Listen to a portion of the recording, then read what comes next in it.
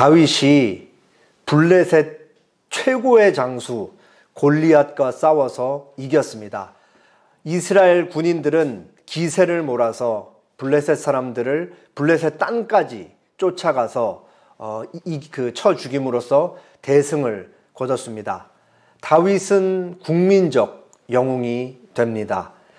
그리고 그 이후에 오늘 본문에서는 사울이 계속해서 다윗을 죽이려고 합니다. 일반적으로 우리가 살인사건, 범죄사건이 발생했을 때 그 사건을 수사하는 형사나 프로파일러들이 항상 먼저 염두에 두는 고려하는 게 한 가지가 있죠. 사람이 죽었을 때.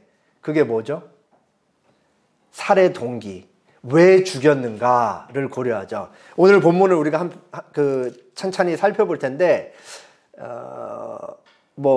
사울이 다윗을 죽이지는 못했지만 계속해서 죽이려고 하는데 그 살해 동기가, 죽이려고 하는 동기가 뭔지 조금 염두에 두면서 본문을 살펴보면 되겠습니다. 이제 본문을 들어가 보도록 하겠습니다. 18장 1절 2절. 다윗이 사울에게 말하기를 마침에 요나단의 마음이 다윗의 마음과 하나가 되어 요나단이 그를 자기 생명같이 사랑하니라. 그날에 사울은 다윗을 머무르게 하고 그의 아버지의 집으로 다시 돌아가기를 허락하지 아니하였고, 아직 전장에 있는 거예요. 다윗이 골리앗을 죽이고 이제 돌아와서 사울과 대화를 나눕니다. 대화가 끝난 다음에 요나단이 다윗을 보면서 너무 사랑해서 두 사람이 마음이 하나가 되고 두 사람이 언약을 맺습니다. 언약 내용이 뭔지는 성경이 기록하고 있지 않습니다. 그리고 다윗은 지금까지는 목동 일을 하면서 호출이 있으면, 아마도 호출이 있으면은 이제 사울에게 가서 이렇게 악기를 켜서 악령을 쫓아 주기도 하고 가끔씩 무기를 들어주기도 하는 일을 했을 거예요. 그런데 이제부터는 본격적으로 사울이 이제 자기 곁에 두고 그 이스라엘의 군대의 장수로 다윗을 삼습니다. 그러니까 이제는 사울 곁에서 항상 나라를 위해 일을 하는 사람이 된 것이죠. 여기서 아주 흥미로운 사실은 요나단이 자기의 겉옷도 벗어주고 군복도 벗어주고 칼과 활, 띠까지 전부 다윗에게 준다는 사실입니다. 이게 왜 흥미롭냐? 요나단이 누구예요? 요나단이 사울의 아들이잖아요. 사울의 아들. 그러면은 지금 우리가 17장 내용을 봤지만 그 블레셋 최고의 장수 골리앗이 40일 밤낮을 이스라엘을 모욕하면서 나와서 1대1로 붙을 장수를 이렇게 나오라고 했잖아요, 이스라엘한테. 근데 아무도 나오지 못했죠. 근데 거기서 목동이었던 다윗이 골리앗을 멋있게 쳐 죽였잖아요. 그 과정을 다 봤던 거죠, 요나단이. 그러면서 자기의 모든 것, 심지어 검까지, 이때 당시에 검이 사울 왕이랑 요나단 왕자 두 명한테밖에 없었는데 검까지 주는 이유는, 와, 다윗 너 정말 훌륭했다, 칭찬할게, 내가 상 줄게, 이런 의미로 주는 게 아니에요. 다윗이 골리앗을 쳐 죽이는 과정을 보면서 요나단이 뭔가를 본 거예요. 지금 요나단 입장에서는 사실 국민적 영웅으로 떠오른 다윗을 보면서 시기 질투를 해도 제일 먼저 시기 질투를 해야 될 사람인데 전혀 시기를 하지 않죠. 그러면서 지금 자기의 모든 것을 주고 있는데 그게 뭘 의미하냐? 다윗이 하는 행동을 보면서, 아, 저 사람이 내 아버지의 뒤를 이어 이 나라의 왕이 될 사람이다 라는 것을 알고 자기의 군복이랑 칼까지 다 줬던 것입니다. 그렇게 전쟁에서 대승을 거둔 사울과 이스라엘은 이제 다시 사는 지역으로 돌아옵니다. 이제 여기서 돌아올 때 아주 우리가 잘 아는 그 노랫말, 불편한 내용이 일이 벌어집니다. 제가 6절 읽을 테니까 여러분이 7절 읽어주세요. 무리가 돌아올 때에 곧 다윗이 블레셋 사람을 죽이고 돌아올 때에 여인들이 이스라엘 모든 성읍에서 나와서 노래하며 춤추며 소고와 경쇠를 가지고 왕 사울을 환영하는데, 여인들이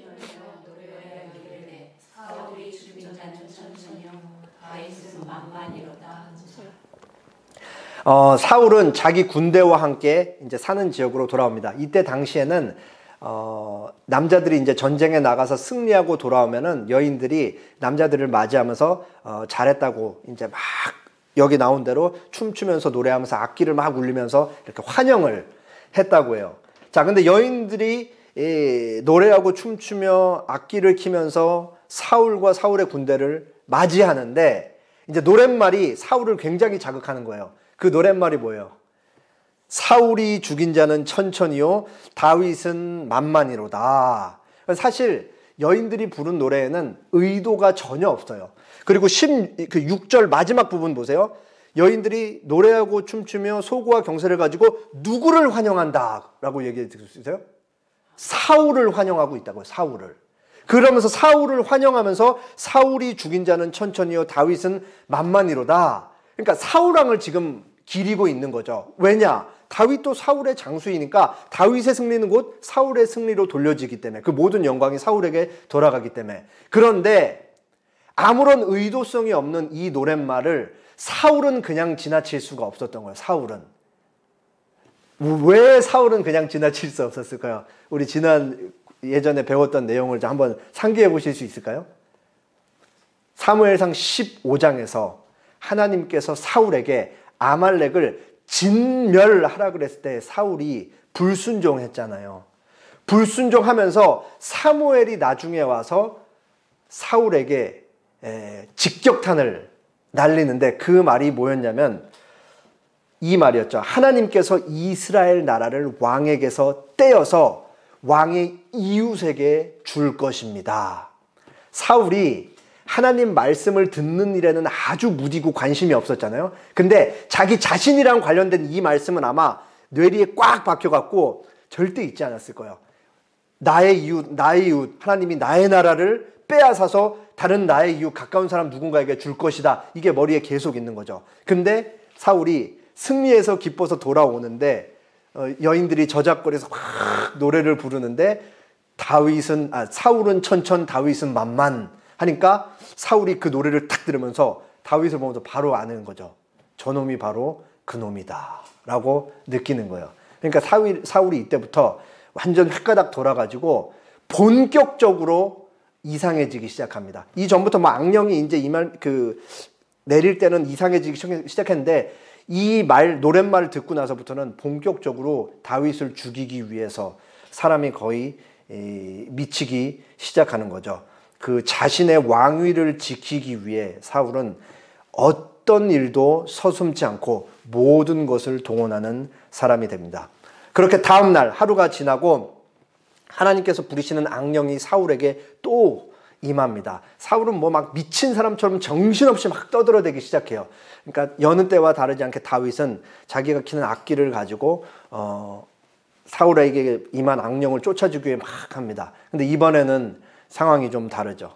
사울이 얼마나 그 다윗을 향한 분노와 적개심 그리고 저놈을 죽이지 않으면 안 된다. 왜? 사울 입장에서는 다윗은 뭐니까요? 왕위를 찬탈하려는 원수니까 창을 들어서 던지죠. 굉장히 근거리에서 그냥 죽어야지 당연한 건데 한 번 던지는데 다윗이 피하고 또다시 두 번째 던지는데 다윗이 그걸 또 피합니다. 그렇게 다윗은 목숨을 건지게 되죠. 자기가 직접 다윗을 죽이려고 했는데 다윗이 죽질 않아요. 사울은 또 다른 계략을 통해서 다윗을 죽이려고 합니다. 12절 여호와께서 사울을 떠나 다윗과 함께 계심으로 사울이 그를 두려워한지라. 그러므로 사울이 그를 자기 곁에서 떠나게 하고 그를 천부장으로 삼음에 그가 백성 앞에 출입하며 다윗이 그 모든 일을 지혜롭게 행하니라. 여호와께서 그와 함께 계시니라. 사울이 다윗을 보면서 두려워해요. 사울이 다윗을 보면서 왜 두려워하냐? 사울은 다윗을 보면서 다윗만 보는 게 아니고 동시에 뭔가 다른 게 보이는 거예요. 그게 뭐예요? 하나님을 보는 거죠. 하나님이 다윗과 함께 하는 걸 보는 거예요. 어떻게 그렇게 뚜렷하게 볼 수 있을까요? 분명히 바로 가까운 자리에서 창을 던지면 죽어야 되는데 두 번이나 던졌는데 다윗이 죽지 않는 거예요. 아, 이거 내 힘으로 할 수 없다. 그리고 하나님께서 사무엘을 통해 분명히 나에게 그 말씀을 하셨는데 내 왕위를 저놈이 점점 뺏어가는구나. 그 일을 하나님께서 배후에서 돕고 계시는구나 하니까 다윗을 볼 때마다 계속 두려워하는 거예요, 사울이. 그러니까 다윗이 다 피하고 죽진 않으니까 사울이 점점점 두려워하죠. 그러면 왜 갑자기 사울이 생뚱맞게 다윗을 1000명을 다스리는 군대의 장 천부장으로 삼았을까요? 손 안 대고 코 풀게 하기 위해서. 천부장으로 세우면은 그만큼 거느리는 군사가 많고 전장에 더 자주 출전을 해야 되니까, 전쟁에 출전을 해야 되니까 더 많은 전쟁에 나가서 블레셋 사람들한테 죽임당하게 하려고 승진을 시킨 거예요. 그러니까 자신이 가지는 이 권세, 왕의 권세로 다윗을 간접적으로 전쟁에 내보내서 죽게 하려는 간계를 부리고 있는 것이죠. 그러니까 사울이 이때쯤 되면 이제 모든 걸 다 동원해서 다윗을 죽이기 위해 애쓰고 있다라는 사실을 우리가 알 수 있습니다. 그러나 다윗은 사울이 어떤 일을 부여할 때마다 모든 일을 다 척척 해냅니다. 왜냐? 성경이 뭐라고 얘기를 하고 있냐면 하나님께서 다윗과 함께 계시기 때문에 다윗이 그렇게 모든 일을 척척 해냈다라고 얘기합니다. 여기서 우리가 간과하면 안 되는 사실은 하나님이 다윗과 함께 하셨기 때문에 다윗이 하는 모든 일이 인간적인 관점에서 만사에 형통했다는 게 아니에요. 파리 목숨이라고요. 사울은 계속 다윗을 잡아 죽이려고 그러고 다윗은 언제 죽을지 모르는 늘 생명의 위협을 느끼면서 살고 있다고. 그게 바로 다윗의 정황인 거입니다. 늘 고난 가운데 시달리고 있었다라는 것을 우리가 놓치면 안 되는 것이죠. 사울이 다윗을 죽이려고 하면 죽이려고 할수록, 위협을 가하면 가할수록 신기하게도 하나님은 다윗을 사울 옆에 점점점 가까이 붙이셨고, 사울 주변에, 그리고 다윗 주변에 많은 사람들은 점점점 다윗을 사랑하게 됩니다. 그리고 이제 사울은 다윗을 천부장으로 발령한 것에 이어 두 번째로 또 다른 간계를 꾸밉니다. 제가 17절 읽을 테니까 여러분이 18절 읽어주십시오.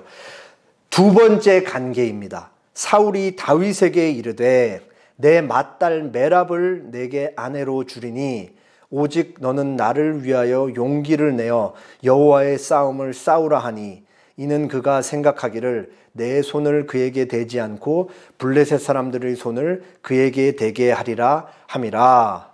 다윗이 사울에게 내가 누구냐 이스라엘 중에 내 친족이나 내 아버지의 집이 무엇이기에 내가 왕의 사임이라 되리까.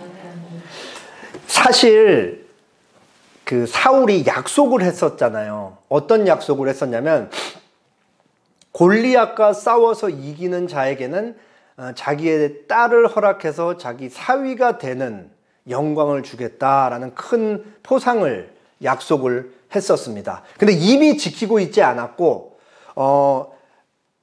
사울은 다윗을 너무 죽이고 싶으니까 자기 첫 번째 딸을 이용해서 다윗을 자기 사위로 삼으면서 전쟁에 내보내서 죽이려고 하는 그런 간계를 꾸밉니다. 이때 당시에 남자와 여자가 결혼을 할 때 남자의 집에서는 여자의 집에 집참금을 줘야 돼요. 왜냐하면 여자도 노동력의 일부였기 때문에 남자 측에서는 그 노동력을 받는다는 입장에서 집참금을 줘야 됩니다. 근데 메랍은 사울 왕의 맏딸 공주니까 얼마나 많은 지참금이 필요했겠어요. 그러니까 다윗은 그 지참금이 없죠.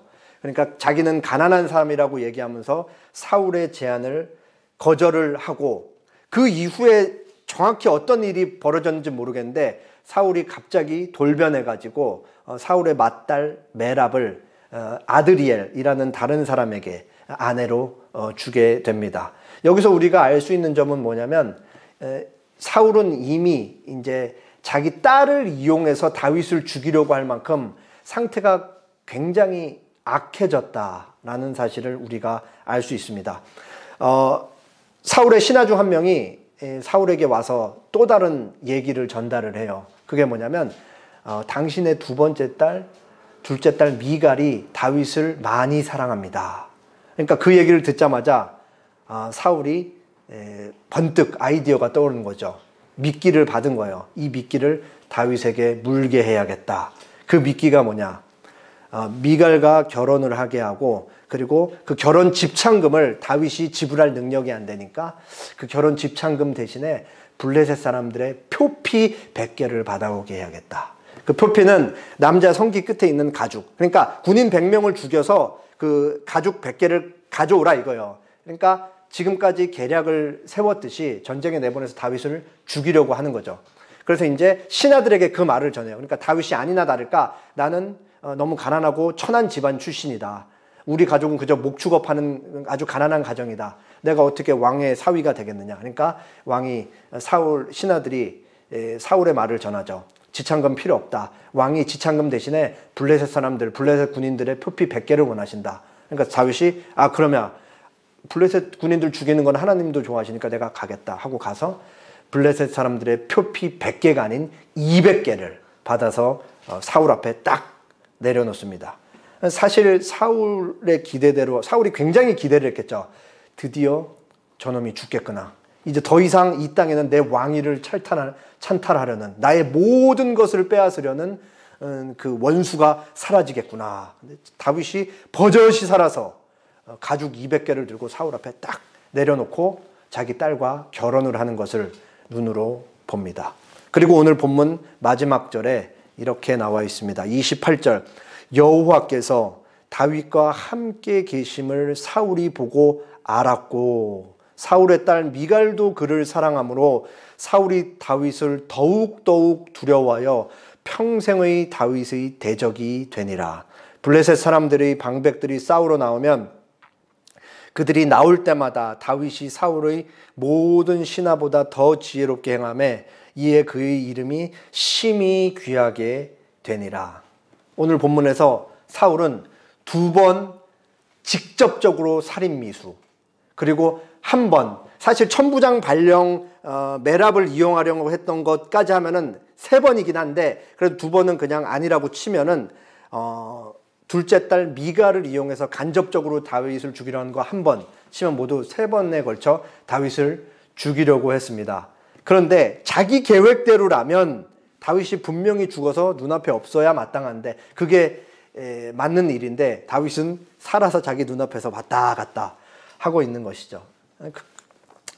그걸 보면서 이제 사울은 하나님이 함께 한다는 사실을 시간이 지나면 지날수록 더 뚜렷하게 보는 거예요. 그러면은 우리가 생각할 때는 사울이 다윗을 통해 하나님을 봤으면 회개하고 돌이켰으면 얼마나 좋았을까라는 생각을 하잖아요.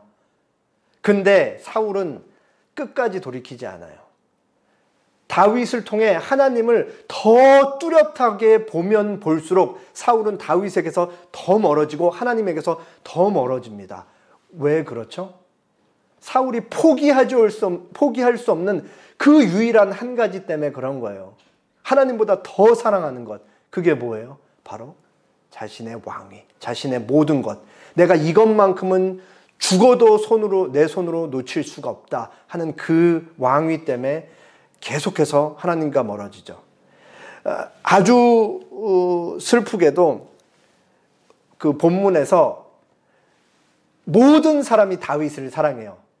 근데 다윗을 싫어하는 2부류의 사람들이 있죠. 이 2부류를 제외한 모든 사람이 다윗을 사랑해요. 미갈도 사랑하고 요나단도 사랑하고 사울의 신하도 사랑하고 온 백성이 다윗을 사랑한다. 2부류만 다윗을 싫어해요. 첫 번째 부류가 누구요? 자꾸 와서 자기들 때려 죽이는 블레셋 사람들. 블레셋 사람들은 하나님의 원수고 이스라엘 백성, 하나님의 백성이 이스라엘을 자꾸 유린하고 짓밟으려고 그러는데 그때마다 다윗이 와서 이 사람들을 때려 죽이니까 블레셋 사람들은 다윗이 원수고 다윗을 너무 미워합니다. 그리고 다윗을 미워하는 또 다른 한 사람이 바로 사울이에요. 사울이 지금 누구랑 묶여 있는지 보세요.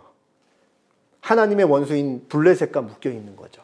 그러니까 이 사울이 얼마나 이 안타까운 결말을 향해, 파국을 향해 치닫고 있는지 우리가 그렇게 볼 수 있는 것입니다. 사울이 겉으로는 다윗과 싸우고 있지만 실제로는 사울은 누구를 상대로 싸우고 있는 거예요?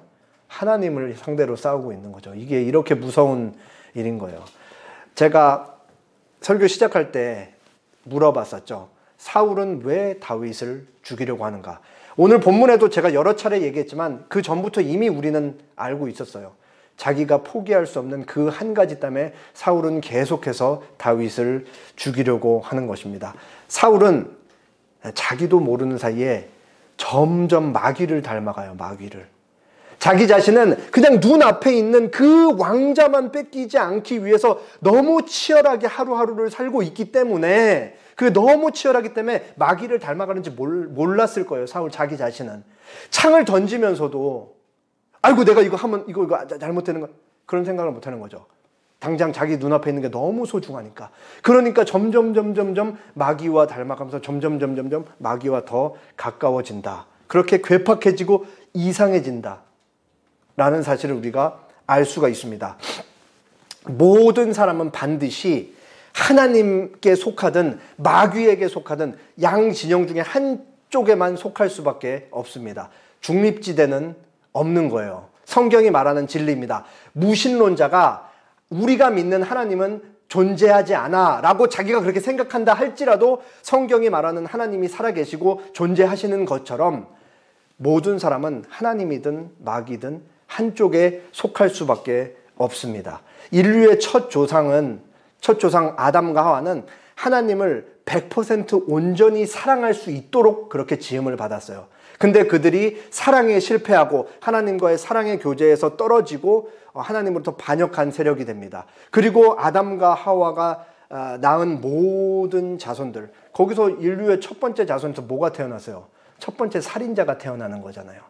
그 후손들은 전부 마귀에게 소속된 채로 태어나는 거예요. 물론 아담과 하와는 구원을 받았어요. 하나님의 은혜로. 그럼에도 아담과 하와가 낳는 자식들, 그 자식들이 또 낳는 자식들은 전부 자연적 출생에 의해서 마귀에 소속된 자들로 그렇게 태어납니다.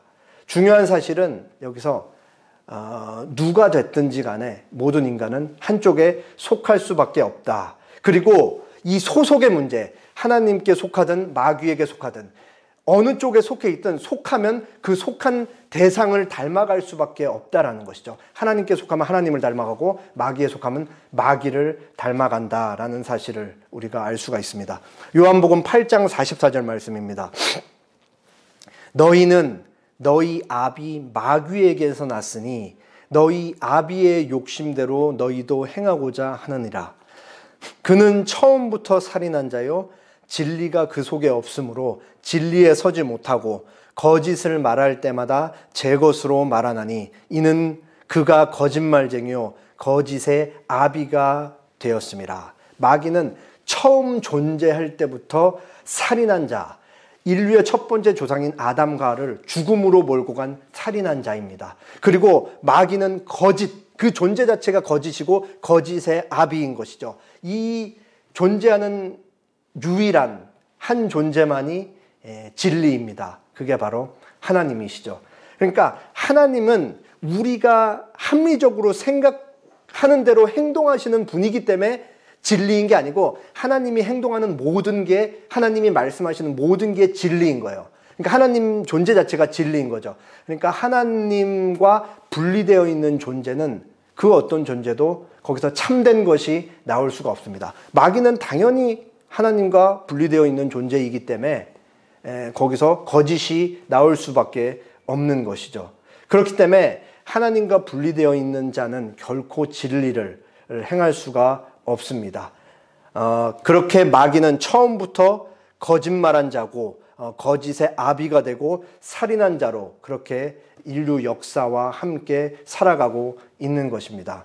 안타깝게도 사울은 마귀에 속한 자입니다. 사울은 자기 아버지인 마귀와 똑같이 닮아 있습니다. 자기 아비가 거짓말쟁이이고 살인을 늘 일삼는 자인 것처럼 사울도 똑같이 마귀와 닮아 있습니다. 그래서 로마서 1장식으로 말하면 사울에게 계속해서 나오는 게 뭐냐? 불의, 추악, 악의, 탐욕이 가득 차 있다. 그리고 시기, 살인, 분쟁이 가득 차 있다. 사무엘상 이제 보시면은 사울에게서 이런 것들이 계속 나와요. 계속. 왜 그러냐? 사울이 바로 마귀에게 속해 있기 때문에 그에게서 좋은 것이 나올 수가 없다. 진리이신 하나님과 분리되어 있기 때문에 그런 것이죠.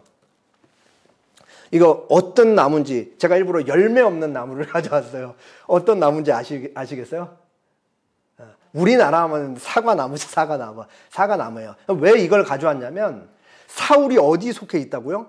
마귀에게. 그래서 사울에게 맺힐 수 있는 열매가 뭐라고요? 악한 열매, 진리와 반대되는 열매가 맺힌다고요. 자, 사과 나무이기 때문에 사과 열매가 맺는 거죠. 그리고 동시에 우리는 역으로 사과가 맺힌 것을 보면서 저 나무가 사과나무인 것을 아는 거죠. 선후관계를 분명히 해야 돼요. 감나무에서는 감나무 열매가 맺히듯이 사과나무이기 때문에 사과가 맺히는 거죠. 그러니까 그가 어디 소속돼 있느냐, 존재가 열매를 결정짓는다. 사울이 마귀에게 속해 있기 때문에 악한 열매를 맺을 수밖에 없다라는 사실을 우리가 알 수 있는 거죠. 자, 오늘 본문에서 사울이 뭘 하는지를 다시 생각해 보세요. 사울은 다윗을 죽이기 위해 자신의 모든 것을 다 동원을 하죠. 자기의 물리력, 창을 이용해서 다윗을 2번이나 죽이려 하고, 첫째 딸 이용하고 둘째 딸 이용하고, 자신의 왕의 권세를 이용해서 다윗을 죽음에 몰아넣을 수 있는 천부장으로 발령을 하고, 이렇게 살아가는 것이 바로 마귀에 속한 자인 사울의 방식입니다. 왕좌는 하나밖에 없기 때문에 그래요. 이 하나밖에 없는 걸 내가 반드시 움켜쥐고 있어야지, 저놈에게 뺏기지 않아야지. 그렇기 때문에 마귀에게서 나오는 모든 악한 것들이 사울의 삶을 통해 그대로 나오는 겁니다. 여기서 중요한 건 뭐냐면, 우리가 하루하루 세상을 살아가는데 대다수의 사람들은 사울들이라는 거예요. 그리고 자신들이 의식하든 의식하지 못하든 다 마귀에게 속해 있다라는 것을 알 수가 있습니다. 중요한 점은 그리스도인 우리들은 그들을 피해서 우리끼리만 모여 살거나 그들과 같이 살지 않고 섬으로 가서 살 수 있지 않고, 그건 하나님께서 원하시는 것도 아니고, 우리는 그들 속에서 그들과 섞여서 살아간다는 것입니다. 그게 우리의 부르심인 거죠. 요한복음 15장 4절 5절 내 안에 거하라 나도 너희 안에 거하리라. 가지가 포도나무에 붙어 있지 아니하면 스스로 열매를 맺을 수 없음 같이 너희도 내 안에 있지 아니하면 그러하리라. 나는 포도나무요 너희는 가지라. 그가 내 안에 내가 그 안에 거하면 사람이 열매를 많이 맺나니 나를 떠나서는 너희가 아무것도 할 수 없음이라. 오늘 맥락 속에서 이 말씀을 어떻게 읽어야 되는지 이해를 하시겠죠? 소속의 관점으로 읽는 거예요. 우리는 본래 출생 자체는 마귀의 소속으로 있다가 예수님께서 우리를 위해 십자가 대속 사역을 이루신 것을 알고 그걸 믿고 있기 때문에 소속이 옮겨진 거죠. 예수님을 믿음으로써 마귀의 소속에서 하나님과 화해된 자로서 하나님의 소속으로 옮겨졌다. 그렇기 때문에 비로소 우리에게서 뭐가 산출될 수 있느냐? 하나님으로부터만 나올 수 있는 선하고 사랑인 양선, 자비, 지혜 이런 것들을 우리가 받아 누릴 수 있는 자가 되었다라는 것을 우리가 알 수가 있습니다. 본문에서 다윗은 하나님과 붙어있는, 연합되어 있는 자로 등장을 하거든요. 하나님을 사랑하는 자로 등장을 합니다. 다윗은 어떻게 보면 철저히 수동적으로 그려지고 있어요. 사울이 다윗을 죽이려고 할 때도 다윗은 2번 다 피합니다. 많은 학자들이 의구심을 품어요. 처음 죽이려고 했을 때 왜 그 자리를 피하지 않았을까? 너무 순식간에 일어난 일일까? 아니면 그 2번 죽음 당할 뻔했을 때도 왜 도망가지 않았을까라는 생각을 합니다. 다윗은 사울 곁이 바로 하나님의 섭리에 의해 자기가 보냄받은 자리인 것을 알고 믿었기 때문에 그 자리를 지키는 거예요. 그 자리에서 다윗은 하나님을 사랑하는 자로서 하나님으로부터만 나올 수 있는 사랑의 열매와 선한 열매를 사울에게 행하고 주변 사람들에게 행하면서 살아가는 것이죠. 사울이 나를 죽이려 해도 사울을 위해 음악을 켜서 악령을 쫓아내면 그 일을 최선을 다해서 하는 거고, 사울이 왕으로서 명을 내려서 블레셋 사람들 전쟁하고 오라 그러면 목숨 걸고 나가서 싸우는 거예요. 그게 내가 지금 이 자리에서 하나님께서 나에게 원하시는 최선을 다하는 삶이기 때문에 라고 생각하기 때문에 그렇게 살아가는 것입니다. 자꾸 이 다윗을 무흠한 영웅적 신앙인으로 이렇게 그리고 있는 것 같아서 조금 우려스러운 마음이 있어요. 근데 조금 뒷부분 가면은 다윗도 큰 정말 악한 죄도 짓고 잘못된 판단에서 실수를 저지르기도 한다는 것을 말씀드립니다. 어쨌든 중요한 것은 다윗은 자신의 삶의 원동력이 뭐냐? 바로 하나님을 사랑하는 그 마음이라는 사실입니다. 같은 시간, 같은 공간, 같은 정황인데 사울과 다윗은 전혀 다른 삶을 살아가는 것이죠. 한 사람은 자신의 삶의 똑같은 상황 속에서 계속해서 마귀와 점점 닮아가면서 마귀를 드러내는 자로 살아가고, 또 다른 한 사람은 똑같은 상황 속에서 하나님을 닮아가면서 점점 하나님을 드러내는 삶을 통해 삶을 그렇게 살아갑니다. 우리 모두는 직업이 있잖아요. 직업이 필요하죠. 직업이 왜 필요하냐? 월세도 내야 되고, 옷도 사 입어야 되고, 그리고 먹을 것도 먹고 살아야 되니까. 그래서 우리는 직업이 없이는 살 수가 없습니다. 여기서 중요한 점은 뭐냐? 우리는 먹고 살기 위해서만 일을 하지 않는다라는 사실이에요.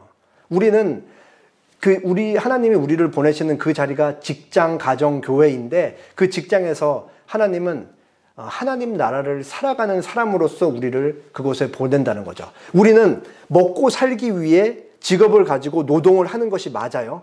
동시에 먹고 사는 걸로만 그치면 안 되고, 우리가 가진 직업이 그 삶의 현장에서 하나님이 나를 통해 일하시는 자리, 내가 하나님의 말씀을 듣고 순종하면서 하나님의 영광을 드러내는 자리로 살아가야 된다라는 거죠. 이게 하나님께 속한 자의 당연한 사명이고 자연적인 삶의 모습일 것입니다. 이것을 아냐 모르느냐가 얼마나 중요하냐면, 이것을 모르고 그냥 주일 예배만 드리면서 살아갈 때 우리 평상시의 삶과 주일 예배가 완전히 분리돼서 살아갈 수가 있어요. 근데 그거는 하나님께서 기뻐하시는 삶의 모습이 아닌 것입니다. 우리가 이것을 알면서 삶 속에서 하나님 나라를 구현하면서 살아갈 때 우리의 삶이 얼마나 달라지냐. 우리가 보는 그 한 사람 한 사람을 보면서 죽게 하듯 그 사람에게 할 수가 있는 것이죠. 저 사람이 아무리 이 나쁜 짓을 해도 내가 저 사람과 똑같은 사람이고, 주님이 나를 그렇게 모든 죄로부터 용서하셨듯이 우리가 저 사람에게서 조건을 찾지 않는다면 우리는 그 사람의 생명을 살리기 위해서 하나님 죽게 대하듯이 그 사람을 대할 수 있는 사람으로 살아갈 수 있는 거예요. 사울, 마귀에게 속한 자는 왕자 하나 때문에 미안한 얘기지만 내가 버는 수익의 1%, 몇 퍼센트는 불우이웃을 위해 떼어줄 수 있을지언정 그 왕자 하나 때문에 저 사람에게 내 거를 양보하지는 않아요. 근데 사도 바울이 우리를 신약성경에서 새 언약의 일꾼이라고 그러잖아요. 부활 승리에 참여한 자로서 우리가 매일매일 하나님 나라를 살아가는 자로서 그 자리에 보냄을 받는다.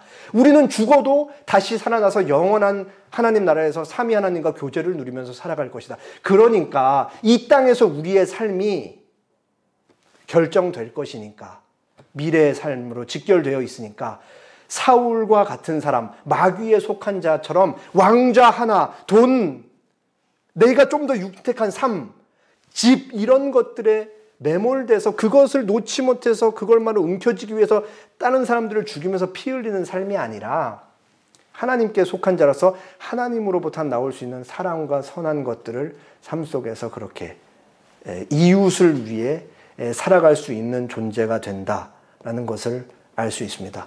하나님께서는 하나님 나라를 살아가는 우리를 다스리고 계시죠. 하나님께서 하나님의 백성들을 너희 그냥 충분히 잘하니까 착한 일을 잘하면서 열심히 살면 돼, 그렇게 살다 천국 오면 돼 라고 말씀하지 않으세요. 하나님께서는 법을 통해 자기 백성들을 다스립니다. 그 법의 핵심이 뭐예요? 우리가 매주 읽는 십계명인 거죠. 그리고 늘 말씀드리지만 십계명을 다루말로 바꾸면은 어떤 계명이에요? 사랑의 계명이잖아요.